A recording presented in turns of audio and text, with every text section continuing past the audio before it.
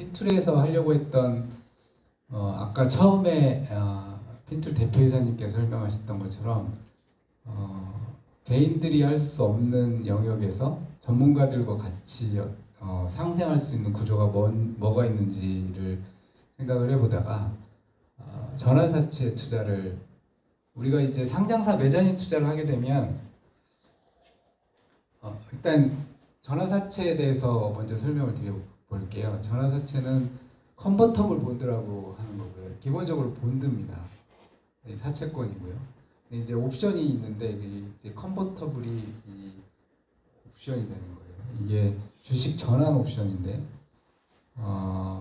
사채로 있다가 주가가 올라가면 내가 이제 전환할 수 있는 가격이 있거든요. 그걸 이제 전환가라고 해요. 전환가가 5,000원인데 주가가 2만 원까지 올라가면 나는 5,000원에 주식을 취득할 수 있는 권리가 있는 거예요. 시장에서는 2만 원인데 그러면 이제 2만 원에 팔면 수익이 많이 남게 되죠. 근데 만약에 이게 주가가 안 올라가게 되면 그러면 본드인 채로 회사에 상환 청구를 할 수가 있습니다.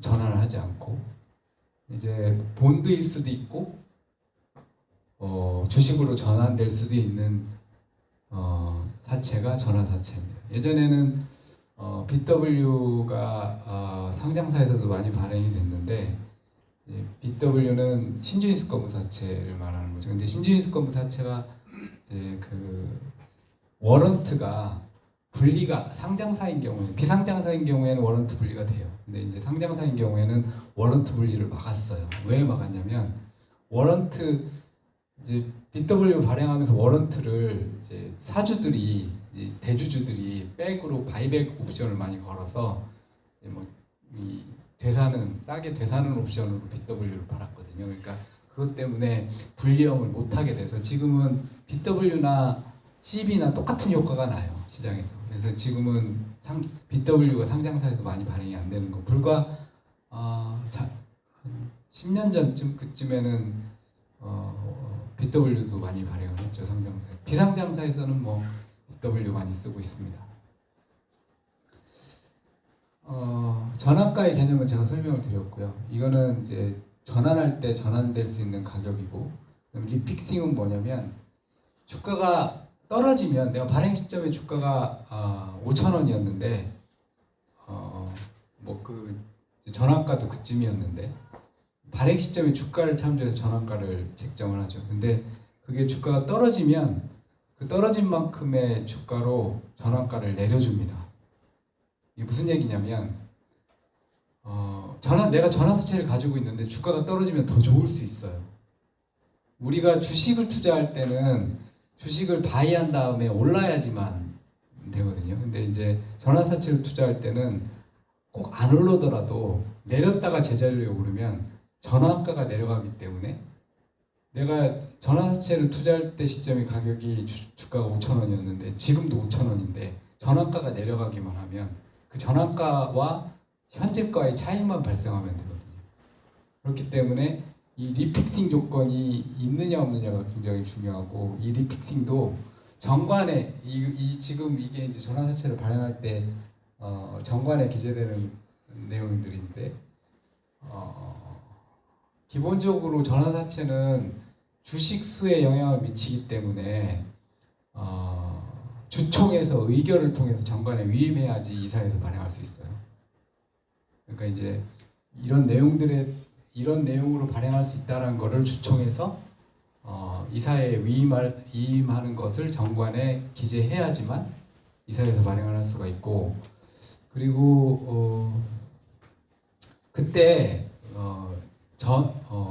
리픽싱의 한도를 정관에 기재할 수 있습니다. 요즘에는 액면가 리픽싱도 많이 하거든요. 액면가까지 전환가를 조정할 수 있는 거죠. 주가가 떨어져도 액면가까지 전환가를 계속 내려서 전환가가 내려가면 떨어졌다가 다시 올라가면 그 부분만큼의 차익이 생기면 수익을 낼 수 있는 구조가 이제 전환사채입니다. 여기까지가 이제 일반적인 전환사채에 관련된 얘기예요. 제가 이제 이 얘기를 하고자 해서 이제 오늘 전환사채 얘기를 한 건 아니고요. 이 투자 사례를 보면 에이프로젠 KIC라고 혹시 뭐 유명한 회사니까 아시면 에이프로젠이라는 바이오시밀러 회사가 있습니다. 이제 바이오시밀러는 셀트리온 때문에 여러분들이 많이 아실 건데 에이프로젠이 나라 KIC라는 상장사 코스피 상장사를 2017년 말에 우회 상장하기 위해서 M&A를 합니다. 그때 나라 KIC는 주가가 1,750원쯤이었고요. 그리고 M&A를 할 때 투자조합 2개를 결성을 해서 시장에서 자금 조달을 2천억을 했어요. 이제 에이프로젠이 기본적으로 비상장이긴 하지만 비상장에서 밸류가 1조가 넘는 회사이기 때문에 그래서 이제 시장에서 2천억을 조달을 했는데 투자조합에 들어간 사람도 몰라요. 이게 이제 어느 회사에 그 합병되는지를 아직 합병 못했어요. 근데 어쨌든 어느 회사에 투자되는지를 모르는 상태에서 블라인드 상태에서 에이프로젠의 네임밸류만 보고 에이프로젠이 우회 상장 된다더라 해가지고 시장에서 2천억을 모은 거죠. 그래서 이제 BW 반, 그다음에 전환사채 반, 그리고 구주랑 섞어가지고 이 투자조합에서 나라 KIC에 구주 인수를 하고 그리고 BW하고 CB를 나라 KIC에 찍고 그리고 에이프로젠에 모회사가 있었던 것 같아요. 모회사에서 유상증자를 나라 KIC에 600억을 하는 걸로 이렇게 해서 딜이 된 건데 그게 이제 2018년도 사업보고서에 나온 내용인데요. 보면은 2017년 11월 29일 날 제3자 배정으로 유상증자가 3천만 주가 되죠. 액면가 500원이고 발행가는 2,000원쯤인데 326이니까 이게 대략 한 600억쯤 될 것 같아요. 그리고 신주인수권은 이게 이제 그 자본의 변동 쪽을 캡처해 와서 그런데 신주인수권하고 전환권이 2018년 말에 행사가 됩니다. 보면 대략 한 2,500만 주 정도 되는 거죠. 얘가 이제 자본금 변동 사항인데 아까 얘기했던 밑에 그림 이 두 개인 거고요. 여기 아마 행사 안 된 것도 좀 있을 것 같아요. 신주인수권이 행사됐다는 건 이건 BW인 거고 전환권이 행사가 됐다는 거는 이거는 CB인 거죠. 이제 여기는 발행 가격만 있네요. 이게 아마 한 번도 리픽싱이 안 됐어요. 왜냐하면 주가가 계속 여기 1,700원 하던 게 지금 19,000원까지 올랐으니까 10배 되서났죠. 어마어마하게 올랐는데 상한가를 10몇 번을 간 것 같아요. 점상으로 쫙 올랐습니다. 이 첫 번째 거래 이때 이걸 합병한다고 했을 때 이 상한가에 이렇게 물량을 엄청나게 건 사람들이 있는데 제 주변에 뭐 10주, 15주쯤 걸렸던 것 같아요. 몇 억씩 넣어가지고 안 사지죠. 당연히 뭐 10배 이상 오를 걸라고 봤기 때문에 얘가 이제 이렇게 비싼 가격에 거래가 되다가 이제 전환할 수 있는 기간이 있어요. 전환 사채들은 보면은 전환권 청구 기간이 2018년 12월 22일부터 20년 11월 22일까지 대략 2년 동안의 전환권 청구 기간이 있고 1년 동안은 전환권을 행사할 수가 없어요. 이 전환 사채인 경우에 그래서 전환권을 막상 행사하려고 봤더니 주가는 물론 이제 저거보다는 높죠. 발행가보다는 전환가보다는 높죠. 전환가가 2,172원이니까 지금 아마 이 부분이 아마 2,000원대인 것 같은데 지금 상당 부분 14,000원대 오랫동안 있다가 계속 떨어져가지고 지금 다시 전환가 근처에 와 있습니다. 그러니까 이 딜에서 돈을 벌려면 어떻게 해야 될까요? 이 딜을 우리가 한다면 여기서 팔면 되죠. 여기서 공매도로. 근데 우리나라는 대차거래를 동반하지 않은 공매도가 불법이에요. 대주거래를 개인들이 하기가 쉽지도 않고 근데 우리나라가 아니면 합법이에요. 싱가포르는 대주거래를 동반하지 않고 공매도를 할 수 있어요. 여러분들 아마 요즘 해외 주식 거래를 많이 하실 것 같은데 국내에서 해외 주식 거래 하잖아요. 싱가포르에서 한국 주식을 거래할 수 있는 증권사가 있습니다. 공매도를 담보로 넣어서 담보할 수 있는 증권사가 있어요. 그래서 실제로 그렇게 시장에서 하고 있습니다. 물량이 많이 움직이진 않는데 자금을 싱가포르에 보내서 증거금을 잡고 공매도를 하려면 우리가 주식 사는 거랑 반대예요. 주식 사면 내가 산 금액만큼의 손실은 제한되지만 우위로는 열려 있잖아요. 10배든 20배든.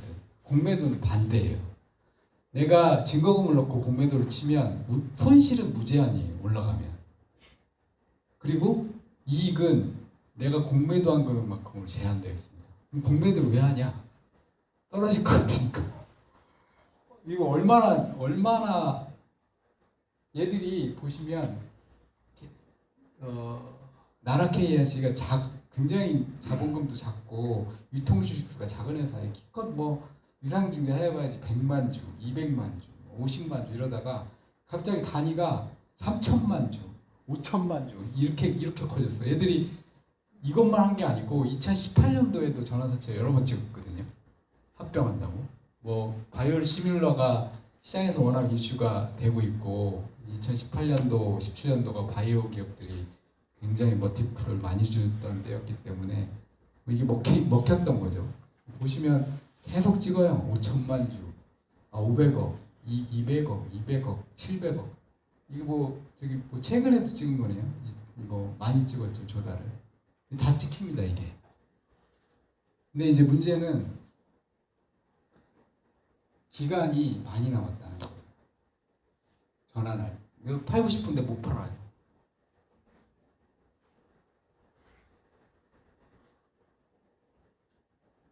이쯤에서 팔고 싶은데 못 팔아요. 그래서 공매도를 생각하는데 공매도도 여러 가지 이유로 쉽지 않습니다. 이제 그런 루틴에 대해서 몇 가지 설명을 드릴 거고요.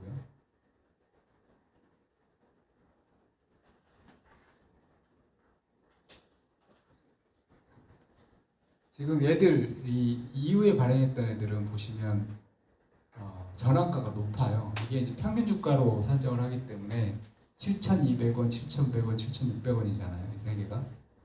아마 2018년 3월, 4월, 9월이 이쯤이었던 것 같아요.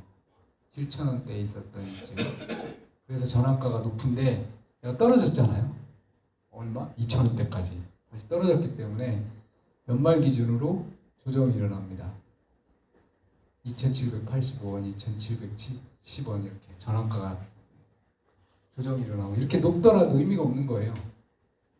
떨어지면. 왜? 전환가가 조정되니까. 전환가가 7,200원이면 전환 시점에서의 주가가 7,200원 이상으로 올라가야지 수익이 나는데 전환가가 조정되기 때문에 의미가 없는 거죠. 얘는 아마 액면가리 픽싱일 것 같은데 이건 안 봐서 모르겠지만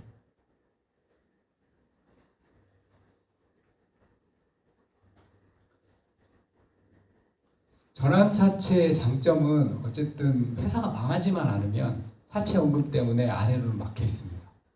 원금이 보장이 돼요. 그리고 전환권이라는 옵션을 주기 때문에 시장에서 회사채로 조달 때만큼은 이자를 안 줘요. 이제 그걸 전환권의 대가라고 하는데 회계적으로는 이 전환권의 대가를 까고 무쿠폰인 경우도 있고 액면 이자가 0에 가까운 경우도 있고 보통 뭐 2%, 1% 뭐 비상자인 경우에 조금 높긴 한데 이제 시장에서 돈을 빌리는 것보다는 이자를 적게 줍니다. 전환권을 주기 때문에. 대신에 원금은 확보할 수 있죠. 회사가 망하지만 않으면. 굉장히 위험한 말인데 회사가 망하면 어차피 원금은 없어요. 그리고 주가 상승에 따른 업사이드가 있습니다.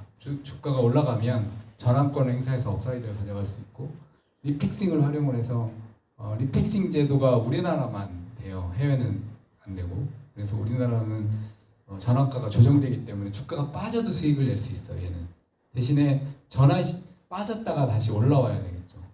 이제 이 리픽싱 제도를 할 수가 있고 대주거래나 공매도를 통해서 조기에 수익을 확정시킬 수가 있습니다. 오늘 얘기하려고 하는 게 이제 네 번째가 주로 얘기되는 내용인데, 공매도에 대해서 잠깐 말씀드리면, 이제 주식 선물이 있으면 주식 선물 매도를 해도 돼요. 이제 페어를 우리가 롱숏 모델을 할 때 롱숏에서 중요한 게 뭐냐면 상관관계입니다. 롱숏이 가끔 터지는 경우가 있어요. 뭐냐면 내가 매수를 어떤 종목을 잡고 그거와 상관관계가 높다고 생각되는 어떤 종목을 매도를 잡았어요. 그러면 얘는 상관관계가 높기 때문에 두 개 종목이 오르면 같이 오르고 내리면 같이 내리죠. 매수한 종목은 수익 나고 매도한 종목은 손실 나기 때문에 두 개를 썸하면 수익과 손실이 별로 많지 않아요. 근데 이 짓을 왜 하냐? 벌어졌다 붙었다 하기 때문에 합니다. 통계적으로 두 종목이 많이 벌어졌을 때 진입을 하고 가까워졌을 때 청산하는 거예요. 그게 롱숏 모델이거든요. 근데 이게 터질 때가 언제냐면 두 개가 상관관계가 높다고 생각을 해서 롱숏을 진입을 했는데 매도한 종목은 올라가고 매수한 종목은 떨어지는 거예요. 같이 움직여야 되는데. 그러면 터지는 거죠. 그럼 손실 많이 나요. 롱숏 모델이 무조건 안정적이다라고 할 수 없습니다. 상관관계 1이 아니라는. 상관관계 1이면 자기 주식이면 돼요. 예를 들면 주식 선물 매도나 공매도는 그건 상관관계 1이에요. 그럼 뭐 자기 주식이니까 내가 그 에이프로젠 KIC를 매도하고 공매도하고 그 다음에 전환사채를 들고 있으면 만기까지만 홀드하면 돼요. 나는 어차피 주식이 들어올 거니까. 공매도 가격이 아무리 올라가도 상관없잖아요. 나는 내가 전환할 수 있는 주식을 이미 들고 있기 때문에. 대신에 그 공매도 시점에서 확정시키는 거죠, 수익을. 뭘 확정시키냐면 공매도가와 전환가의 차익을 확정시키는 거예요. 무위험 차익거래죠. 완벽한 무위험 차익거래입니다. 할만하죠? 네? 공매도를 못해요, 제가.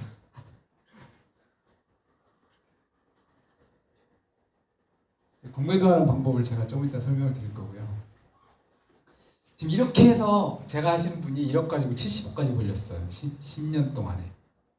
물론 그거는 이제 차익거래만 한 건 아니고 몇몇 회사들에서 대박을 쳤는데 전환사채가 10배씩 나는 경우가 있거든요. 전환사채가 무조건 돈 버는 게 아니에요. 10개 투자하면 손실 안 나게 회수를 8개쯤 하고 한두 개가 대박을 칩니다. 많으면 5배, 더 많으면 10배. 예를 들면 제이준 같은 거 그런 거 전환사채 투자하신 분들 돈 많이 벌었죠. 10배 이상 난 걸로 알고 있어요. 그리고 뭐 하여튼 그런 확률로 이제 저는 이런 매장인 투자를 하시는 분들이 매장인 투자가 원래 이제 중위험 중수익이라고 얘기하고 있는데 잘 고르면 리스크가 없을 수도 있어요. 더 리스크가 없는 거는 페어를 구성을 할 수 있으면 이제 아까 제가 말했던 그 롱숏을 페어를 구성한다는 게 이제 롱숏 모델인데 페어를 구성을 하면 리스크를 더 없앨 수 있습니다. 우리가 아까 그 전환사채 투자할 때 사채 원금에 대한 안정성이라고 했는데 회사가 망하면 원금을 못 받잖아요. 근데 페어를 구성하면 망해도 괜찮아요. 왜? 원금을 못 받아도 공매도 가격이 있기 때문에 공매도가 망하면 우리가 정리매매 되잖아요. 정리매매 될 때 거의 0에 가까운 가격으로 청산할 수 있기 때문에 공매도 가격으로는 인컴이 이미 들어와 있는 거예요. 망해도 괜찮아요. 원금을 못 받아도 괜찮아요. 페어를 구성할 수만 있으면. 이제 얼마만큼 페어를 캐리하고 그 페어를 구성하는 데에 대한 비용이 얼마만큼 들고 뭐 대주를 하는데 비용이 든다든지 아니면 공매도를 하는데 비용이 든다든지 개인이 못할 수도 있어요. 뭐 작은 금액으로는. 근데 이제 이거는 무위험 차익 거래에 해당하기 때문에 연구해 볼 만한 가치가 있다는 거죠.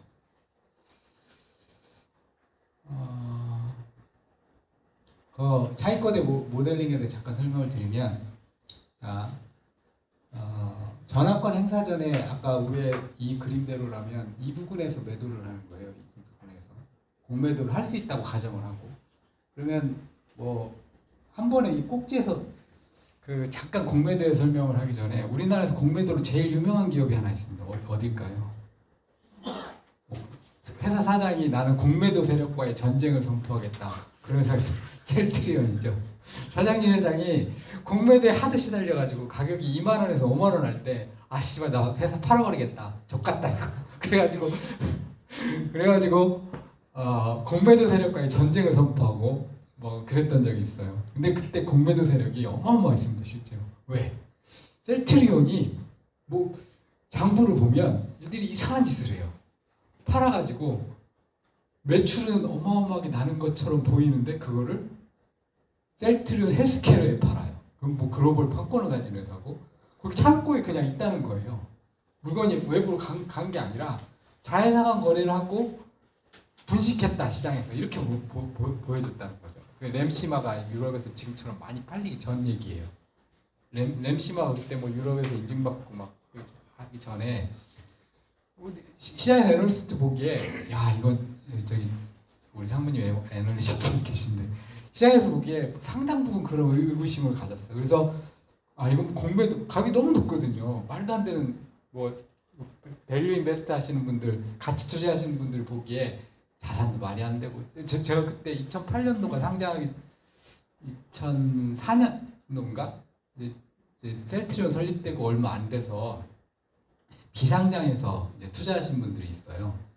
셀트리온이 사실 비상장에서 자금을 어마어마하게 모았거든요. 상장하기 전에 서정재 사장의 능력이 대단한 거죠. 장부를 봤더니 이제 외관법이니까 장부는 볼 수 있잖아요. 6년인가 7년을 내리 매년 몇천억씩 적자를 내는 거예요. 몇백억씩. 그리고 그게 다 연구기업을만 들어가요. 바이오시밀러가 뭔지도 모르는데 돈은 계속 까먹고 있어요. 주구장창. 그런데 비상장에서 가치는 계속 올라가요. 근데 이제 그게 상장되고 나서 상장가보다 한참 올랐죠. 5만 원까지 올랐으니까 어마어마하게 오른 거예요. 상장가가 얼마인지 기억은 안 나는데 10배 이상 올랐을 거예요. 그러니까 사람들이 이거 사기다 이거. 공매도 겁나 쳤죠. 공매도 친 세력들 다 죽었습니다. 얼마까지 갔어요 이거? 40만 원까지 갔습니다. 공매도가 어떤 위험이 있냐면 아까 제가 말씀드렸다시피 위로는 무한으로 열려 있어요. 그러면 이제 공매도 친 쪽에 이제 증권사에 전화 옵니다. 반대 매매한다고. 증거금 더 넣으시라고. 증거금 레이트가 있거든요. 그 레이트를 오버해가지고 오르면 그 손실을 개인이 부담해야 하기 때문에 증거금을 계속 넣어야 돼요. 위험하죠. 근데 이제 어쨌든 이런 페어 트레이딩에서는 그런 이슈가 없습니다. 왜냐하면 나는 주식을 가지고 있으니까. 내가 똑같은 금액을 매도해도 그 공매도 가격과 전환가의 차익은 항상 픽스됩니다. 이제 논리를 따져보면 전환가가 조정되지 않은 아까 그 A프로젠 KIC 같은 경우에는 조기상환 청구를 하면 적어도 원금과 이자는 수령할 수가 있어요. 그리고 롱숏은 내가 원금을 수령하는 것보다는 전환사채를 전환해가지고 주식으로 파는 게 더 이익이라고 판단이 되면 전환해서 이익으로 팔면 됩니다. 대신에 공매도 가격이 올라가겠죠. 공매도 가격이 올라가기 때문에 이 공매도 시점에서의 요 차익은 항상 일정하게 보장이 됩니다. 근데 이게 늘어나는 경우가 있어요. 언제냐면 공매도를 했는데 오히려 주가가 떨어졌다가 올라오는 경우, 얘만 내려갔다가 올라오기 때문에 얘가 내려가면 요 부분이 커지죠. 그럴 수 있죠. 그러니까 그 공매도 시점에서 수익이 확정적이지만 주가가 내려갔다 오려면 얘가 내려가기 때문에 이 부분이 커질 수 있어요. 그래서 수익은 확정적이지만 늘어날 수 있다. 페어를 하면. 그래서 무위험 차익거래에 해당하는 모델이고요.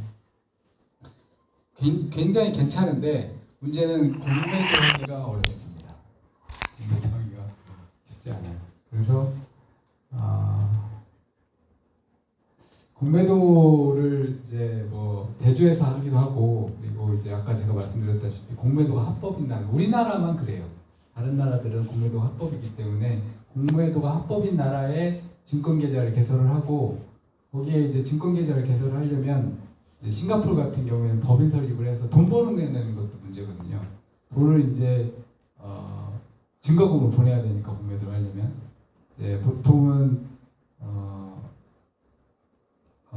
국내 법인의 자회사를 설립을 해서 자회사 대여금으로 돈을 보내고 그리고 거기서 공매도를 쳐서 뭐 거기서 공매도 쪽에서 이익이 나겠죠. 아까 A프로젠 KIC 쪽 보면 우리는 공매수 쪽에서 이익 나는 거를 이제 이게 확정 부분을 거기에서 쌓여지는 거를 텍스를 내고 한국으로 가져올 수 있습니다. 근데 이제 싱가포르는 자본이득에 대해서 텍스를 안 내거든요. 배당도 안 내고 뭐 상속도 안 내고 자본이득에 대해서 텍스가 없는 나라입니다. 물론 상장사인 경우도 마찬가지입니다.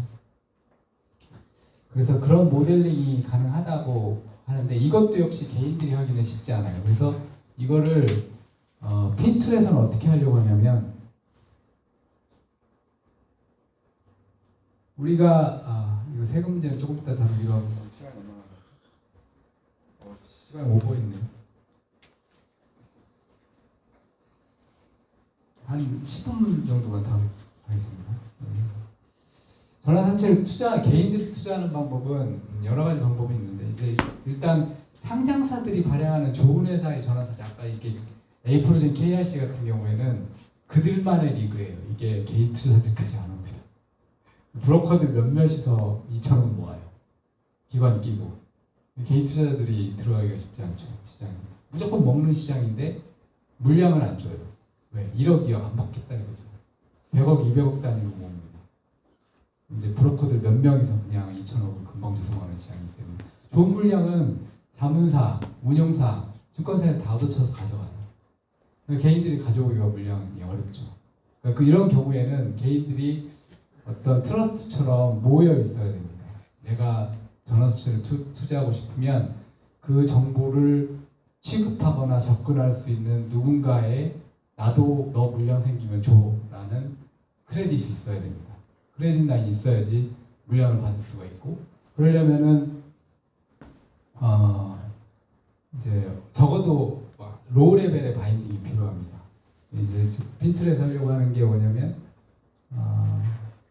투자 의향서 형태의 로우 레벨의 바인딩을 하고 실제 딜이 떴을 때 티저 메모 같은 걸 그 투자 의향서를 내신 분들한테 배포를 해가지고 그 사전 물량 조사를 한 다음에 그 부분만큼을 상장사에서 또는 그 딜 주관사에서 물량을 배정받는 방식의 딜을 해보려고 하는 거고요. 그리고 아까 말씀드렸다시피 공매도 모델링도 역시 마찬가지로 모델링을 해서 그걸 이제 핀툴에서 대응해가지고 공매도를 확정시킬 수 있는 모델링을 해보려고 하는 게 이제 전환사채를 이용한 잠깐 또 다른 방법을 보면 간접 투자할 수 있습니다. 사모펀드, 전환사채 얼마 전에 뭐 가치투자용선지 이 카페에 올라와 있는 거 보니까 자산운용사들 좀 사모로 비상장인데 IPO 직전에 있는 매장인 투자하는 펀드들 요즘 사모기 때문에 49인 미만으로 설정을 많이 하는데 이것도 역시 금액 제한이 있어요. 이제 49인 미만이기 때문에 펀드가 어느 정도 사이즈는 돼야 되니까 미니멈으로 얼마 이상 금액으로 자르거든요. 그래서 어쨌든 사모 투자하는 방법이 있고 그럼 1인명은 자문사에서 계좌를 관리해주는 경우가 있습니다. 뭐 이제 부틱도 있을 수 있고요. 이런 걸 통해서 믿을만한 부틱이나 자문사 또는 사모펀드를 통해서 이건 직접 투자에 해당이 되는 거고요. 이거는 간접 투자에 해당이 되는 거고요. 그리고 이미 시장에서 발행된 전환사채를 만기까지 캐리 안 하고 매매하는 경우가 있습니다. 이런 경우는 투자자들이 돈이 급하거나 다른 투자처가 있는 경우에 지금 만기까지 캐리하면 전환가까지 다시 떨어질 우려가 있으니까 지금 주가가 많이 올랐기 때문에 야 나 이거 다 안 먹을 거니까 조금만 먹을게 너 나중에 끝까지 캐리해가지고 네가 먹어 이렇게 해가지고 매매로 나오는 경우가 있어요. 그렇게 들어갈 수도 있고 그 다음에 상장사에서 직접 받는 경우가 있는데 사모에 이 전환사채를 발행하는 회사들이 대부분 종류가 이제 한계 기업인 경우가 많아요. 이게 어려우니까 전환사채로 자금 조달하는 거고 아까 제가 말씀드렸지만 망하면 그걸 뭘 하느냐가 중요하거든요. M&A 한다, 신규 사업 모델 붙인다, 뭐 아니면 비상장에 있는 어떤 아주 좋은 펄을 산다, 뭐 이런 경우에 주가가 뛸 수 있죠. 근데 이제 대부분의 경우에는 운영자금 조달 목적으로 전환사채를 발행하는데 아주 위험합니다. 회사가 망할 수 있기 때문에. 이제 그런 경우에는 롱숏 모델을 적극적으로 활용을 하셔야 되는 거고요. 그리고 그 전환사채 투자의 장점 중에 하나가 뭐냐면 우리가 여기 이제 금융소득 종합과세 되시는 분들이 있을지 모르겠는데 2천만 원 이상의 금융소득이 있으신 분들은 종합과세 되죠. 그리고 세율이 높으신 분들은 세금을 많이 내게 되는데 이자소득이나 배당소득을 많이 받으시는 분들은 금융소득으로 해당 안 되게 프라핏을 모델링하는 게 굉장히 중요한데요. 여기 금융소득 종합과세라고 하면 금융소득이라고 하면 배당소득과 이자소득이 있잖아요. 네, 전환사채 쿠폰은 이자소득에 해당이 됩니다. 그래서 그거는 피할 수가 없어요. 근데 이거를 상장사에 전환해가지고 상장인 상태에서 매각을 하면 이거는 이제 양도차익도 과세가 안 되잖아요. 그러니까 이제 금융소득 종합과세가 안 되게 할 수 있는데 이거를 간접 투자하는 경우에는 요게 해당될 수 있습니다. 여기 금융소득 종합과세. 그래서 텍스 부분에서 분리할 수 있어요. 그래서 간접 투자하는 경우에는 텍스가 어떻게 구조화되어 있는지를 면밀히 좀 살펴보셔야 되고